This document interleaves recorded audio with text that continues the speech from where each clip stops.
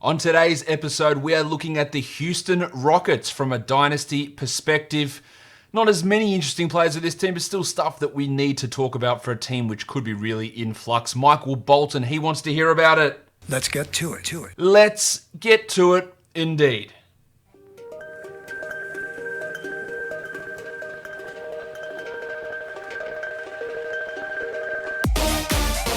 You are Locked On Fantasy Basketball, your daily fantasy basketball podcast, part of the Locked On Podcast Network, your team every day. Hello and welcome to the Locked On Fantasy Basketball podcast, brought to you by Basketball Monster. My name is Josh Lloyd and I am the lead fantasy analyst at basketballmonster.com and at Yahoo Sports Australia, and you can find me on Twitter as always at redrock_bball and on Instagram at Locked On Fantasy Basketball. And today's episode, of course, is brought to you by Built Bar. The best tasting protein bars ever. Go to builtbar.com and use the promo code Locked On for $10 off your first purchase. Today we are looking at the Houston Rockets. We are down to our last division in this Dynasty series.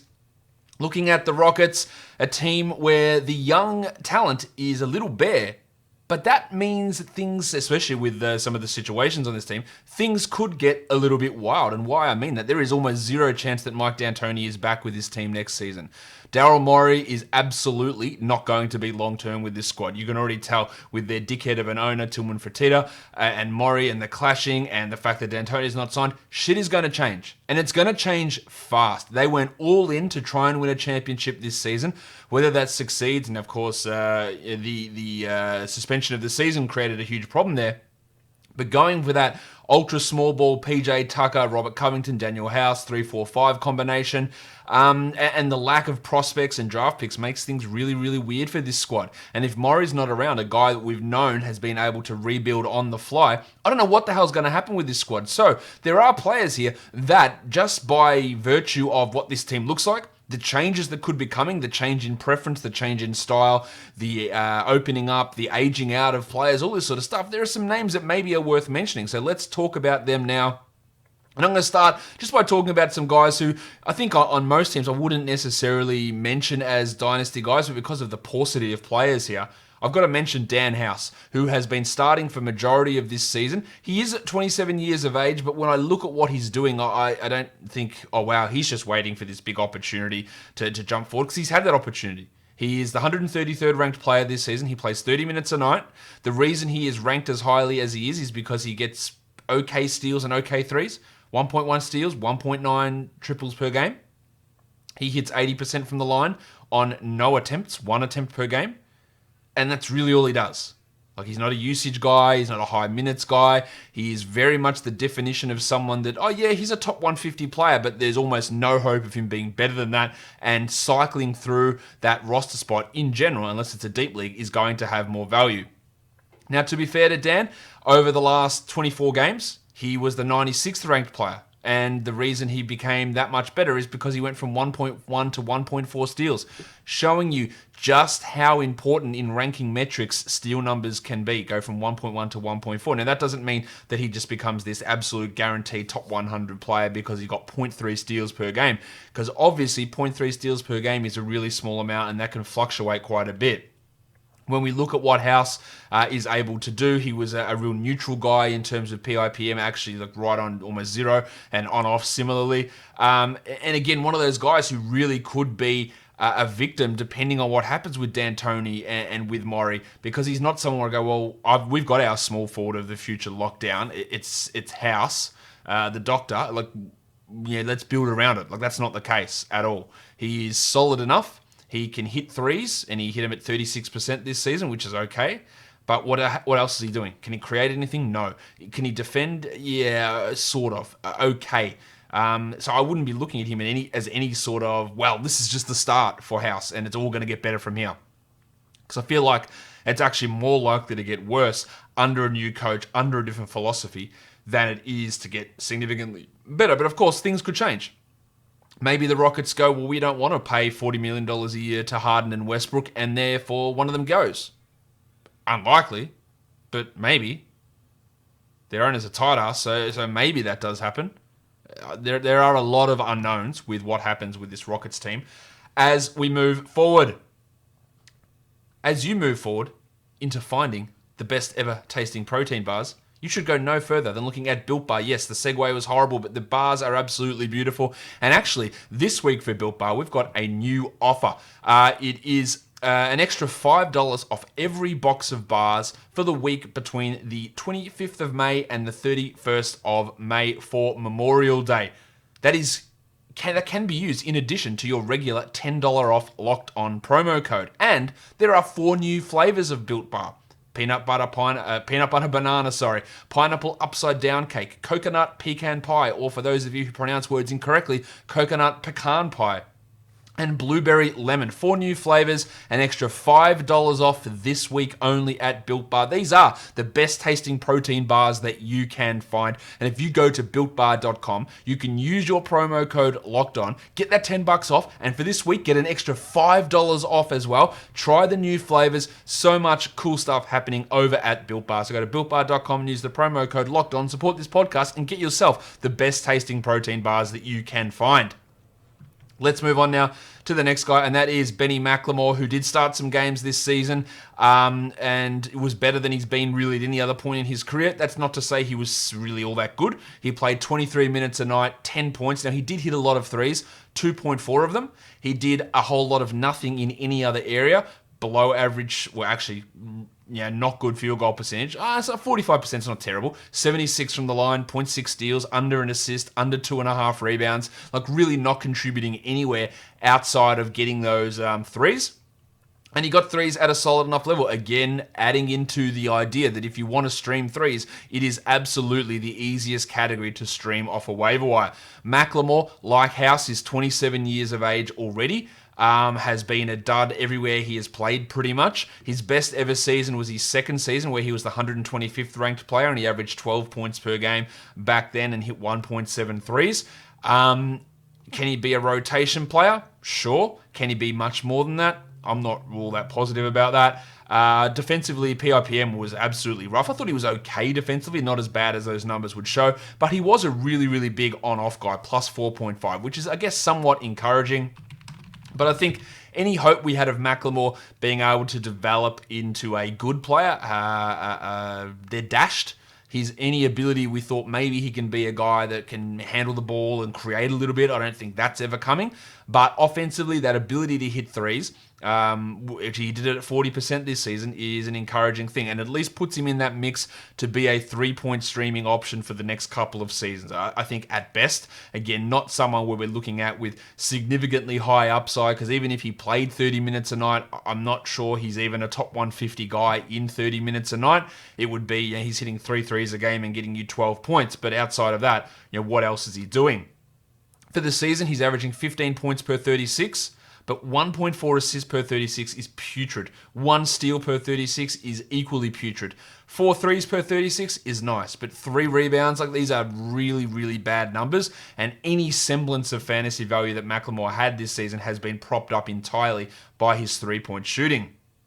The other guy we talk about who's a regular in the rotation is Austin Rivers, who also is 27. He's not far off turning 28, but one of those guys, again, that we talk about, he needs so many minutes to actually be even close to being fantasy relevant. Now, I think Rivers is a little bit different to these other guys. So I think he's a relatively solid on-court player. He's a negative 0.2 in his on-off. His PIPM is actually pretty bad this year. It wasn't his best season. We know that much. 42% shooting, 36% from 3, but can't hit free throws. But he has been a guy that when minutes have come, he's been able to step up. Now, he's never been a good fantasy player. His best ever year was the 17-18 season where he was 124th, averaging 15 points for the Clippers in 34 minutes. But didn't do a huge amount else apart from 15 points and 4 assists, they're not terrible numbers, but they're not great. But he fits in as a 20-minute-a-night bench guard rotation guy who can step it up when needed, who can handle the ball, who can play off ball, who can be okay defensively. But none of those things really translates into great fantasy numbers, into great upside, into great, just wait until he gets an opportunity, because I think we're well past that with Austin Rivers at this point in his career. But absolutely a solid rotation guy for deeper formats, but injuries have always been a concern with him. He does have a player option on his deal, so let's see if he exercises that, depending, again, this Rockets team could go absolutely anywhere in the future, and that is obviously something that's going to we need to pay attention to. This next bloke is the interesting one to me out of this group, and that is Isaiah Hartenstein. When the Rockets traded away Clint Capella, there were a lot of people who were like, man, we've got to go and add Hartenstein. He's their only center. He's going to play. But if you'd watch the Rockets, you would realize that there was no way they were going to do that. Now, despite having injuries to Capella, trading away Capella, having Tyson Chandler be 124 years of age, they still wouldn't play Hartenstein, which I think is a massive mistake from this Rockets team. I think he has actually got a chance to be really good. Now, he has started 2 games this season. He played 30 minutes a game in each of those. He averaged 18 and 12 with 3.5 blocks, 85% shooting. Now, it is a ridiculously small sample size, but just chew on this number for a second. If you put everyone in all the games that they started this season and rank them on a per game basis for fantasy, he's the second ranked player. It's 2 games, and there's no way it continues at that level. But this is a guy that when he was drafted, coming out of Germany, his G League numbers, his performance in the NBA, you look at it and go, shit, if he just got that opportunity, he'd actually put up really good numbers. Now, he was a decent enough positive defensively this season. I thought offensively he's still got some work to go, but I think the team plays well with him out there. And this is why I've been stressing so much about talking about, well, what happens when D'Antoni goes? What happens when Morey goes? Because there's no other player on this roster who is under 24 years of age. Shit, there's only one other guy that's under 25 years of age, and that is Bruno Caboclo on this team. Hartenstein's 22. I'm not saying that he's the future or anything, but I think he needs more of a chance. He played 14 G League games this season. He averaged 25 and 15 in 33 minutes, a block a game, over a steal per game. He attempted 3 threes a game. They didn't go in very well, and that's the real stumbling block. If he can go from a 29% three-point shooter to 35%, then he has got 26 minutes on an NBA team somewhere. He is the guy out of all of these players that I would be investing in as a long-term flyer option on this Rockets team. He's not playing for this team. We know that. D'Antoni doesn't want to play him. The Rockets don't value him. But it's not going to last forever. He is going to get a chance, and maybe he gets a 2-year window of being a 27-minute-a-night player. But they're top 100 numbers that are almost definitely going to come if that opportunity does arrive. Or arise, maybe that's the right word. Absolutely somebody you need to be paying attention to in deeper leagues, because Hartenstein has got upside, really more than anybody on this entire squad. The next bloke, Bruno Caboclo, who we just didn't really get to see much of at all this season. He had that knee injury. He played for Memphis for a bit. Now, at the end of last season for Memphis, he was putting up huge numbers. They were playing him as a center, power forward, and it looked, wow, has Bruno figured it out? But it's also always one of those ones where you go, well, is this just because it's the end of the season and those numbers are coming? And most likely the answer to that is yes. He had a couple of okay games for the Grizzlies this year, an 11-5 with 2 steals and 2 blocks, a 12-13 with 3 steals in 29 minutes, but then have that knee injury which cost him all of January and February. But even prior to that, he wasn't a regular part of their rotation. Now, Bruno's still only 24. He had that, again, really nice stretch last year where in 24 minutes he averaged 8 and 5 with a block per game and hit 1.5 threes. He's had good, really, really good seasons in the G League over his career. But this is, again, a situation where the Rockets didn't have centers. He played some pseudo-center at times for the Grizzlies the year before, but we didn't get to see it again this year.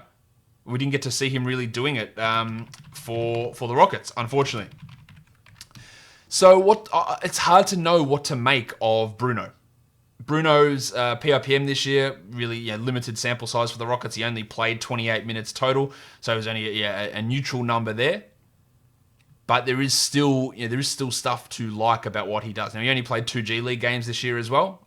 12, 5, and 3 he averaged with 3 blocks. In the games he played last year in the G League, 16 and 7 with 3 blocks, hitting a lot of threes. There is value in him in terms of if that opportunity arises and they want to develop him as a power forward, which let's not forget that the Rockets starting power forward is PJ Tucker and he's 35 years of age, so he's starting center. Now, them continuing to start him at centre long-term is not an option because he's 35 years of age. Maybe he's got one more year. Maybe he doesn't even have that. And they've got Covington there to be a power forward slash centre, slash small forward, sorry. And there's opportunities maybe that aren't going to be there for Bruno. But again, we're talking about guys in this team. He's one of those players that we have to take a look at. And I did misspeak earlier when I said there was only 2 players below 25 because there is a third that I forgot to mention, which we'll talk about him in a second. Bruno's numbers have always been intriguing, but I think we've just seen enough of him throughout the NBA. This is his 6th NBA season, and he's had one season where he's averaged over 10 minutes a game, and that was last year for Memphis in that dregs of the season. Despite putting up really consistently strong G League numbers, there is still hope in him. In a deeper league, I would not be casting him aside, but you feel like the ship maybe has almost sailed on Bruno, unfortunately. Now, I'm going to tell you about Blinkist, which is one of the most useful apps that you can get when you're trying to get information into your brain. It is the ultimate life hack. When you are trying to get information to improve yourself as a person, you don't have the time. Well, maybe you do have the time, but you don't have... What's the point in sitting down for 5 hours to read a non-fiction book to get that information into your head? Blinkist gets all of the key points and key takeaways out of those books and condenses it down into 15 minutes, whether that's a 15-minute written summary or 15 minutes of audio talking points out of that book. You can transfer Blinkist from your phone to your tablet to your laptop, pick up wherever you like, and get those key information points like all successful people do. Don't worry about the fluff, give me the information, and that's exactly what Blinkist does. You can fast track your learning, fast track your personal development by using Blinkist. Find a book like The 4-Hour Workweek by Tim Ferriss. Get the key takeaways instead of sitting down to read a 200, 300-page book. What about Tiger Woods by Jeff Benedict? Learn about Tiger, the golfing champion, but do it in a very, very fast time frame. With Blinkist, you get unlimited access to read or listen to a massive library of condensed non-fiction books. All the books you want, and all for one low price. And right now, for a limited time, Blinkist has a special offer just for our audience. Go to Blinkist.com/NBA. Try for free for 7 days and save 25% off your new subscription. That's Blinkist.com, spelled Blinkist, Blinkist, Blinkist.com/NBA to start your free 7-day trial. And you'll also save 25% off, but only when you sign up at Blinkist.com/NBA. All right, let's move on to the next guy, and that is Chris Clemens. A lot of people have been asking me about this guy because he is an absolutely dynamic scorer. He is almost 23, so he's 22 at the moment. We haven't seen a huge amount from Clemens this season. He's only played a small chunk of minutes for this squad, 251 minutes. The defensive stuff was absolutely rough, and he had the overall worst PIPM on this team. He averaged 5 points per game. He didn't assists, steals, rebounds, forget about that. Nothing happened there. He shot 35% on his threes. It's hard to get a gauge of what he did NBA-wise because he just played so little, but he did average 20 points per 36 minutes, and that's really where his bread is buttered, being a scorer. You're not going to get too much else out of Chris Clemens, but he is someone who can score. Now, the problem is he's tiny. He's 5'9", he's Isaiah Thomas size, and unless you are otherworldly in your finishing and offensive stuff, which he's not quite there, the defensive problems are going to be a problem. Now, in the G League, what did he do? 24 points, really good. 34 minutes, 6 assists, 1.7 steals, attempted 12 threes a game, hit 4 of them. That's still only 33%, so the efficiency overall is a little bit rough, but his ability to hit free throws, true shooting was up at 59%. That's what the Rockets want to see. He got to the line, he attempted threes, he had a true shooting of 59, he scored really, really well. Defensively, it's a massive problem though. And that's the concern you have. Now, again, we can talk about Harden and Westbrook being together. There's no minutes there for him. McLemore, Gordon, who I don't know how long he's going to have left at an NBA caliber level. Austin Rivers. There's a lot of guards in the mix there. But things can go completely off the rails with this squad at any point. Is Clemens someone that you'd bank on to be a starter? Absolutely not. And I think he's got much, much, much lower chance of doing that than Isaiah Hartenstein does. And Hartenstein is the guy that I'd be taking that flyer on rather than Clemens. But he does have a sexy game. And by sexy game, I mean someone that goes out there and just scores a shit ton. And people love that. So that you can sell him a little bit on that. He was the 396th ranked player this season. That's not special. And by not special, I mean it's not good. But still, per 36, those numbers are okay. There's enough hype there to maybe see what you can get. I don't really ever see him being a top 100 player, mainly because of the defensive issues. And the path to Houston to minutes is not really necessarily there. And I think he's always going to be relegated to a third point guard sort of a role. But there is enough there to at least get some excitement built up. And he is a really good scorer. And even in the limited time he's played, we showed that he can be a scorer at the NBA level. The next two guys, there's not a huge amount to say. There's a bloke here by the name of Michael Frazier who is on a two-way. He's a 26-year-old guard. He played just 8 games in the NBA. In the G League for Rio Grande, he averaged 15 points in 28 minutes. He hit 2.6 threes at 33%. He didn't do a huge amount else apart from that. He didn't hit his free throws well. This is a guy who was draft eligible all the way back in 2015. So he's been around for a while, basically just sort of fluffing around in the G League and then over in Europe. Now, he played for their Rio Grande squad last year and averaged 17 points again with almost 3 triples made per game. Exactly the sort of player they want. But I don't really see Frazier as anyone who's got real NBA upside. He's 26 years of age already. Didn't really do anything to get me interested in his game in the limited minutes that he played this season, and not someone that I'd be looking too closely at. And the last guy we talk about, William Howard, who is a wing. He's actually French. He only played 2 games this season, 7 minutes in those games. Now, he did play some in the G League. He initially started the season for Salt Lake for Utah and then moved across to Houston. He's averaging 13 points per game, an astonishing 66% on his twos, 37% from 3, rebounding okay. Defensively, I think really, that's his strength. Can he develop into a 3-and-D wing? I think the building blocks are there. 1.6 steals a game across the G League, 2 threes at 37%, 5 rebounds.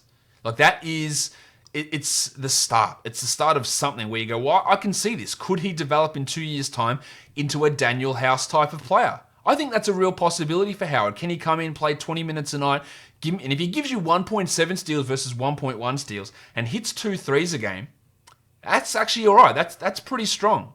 And this is based on nothing because he's 26 years of age and he has played 12, 13 minutes in the NBA.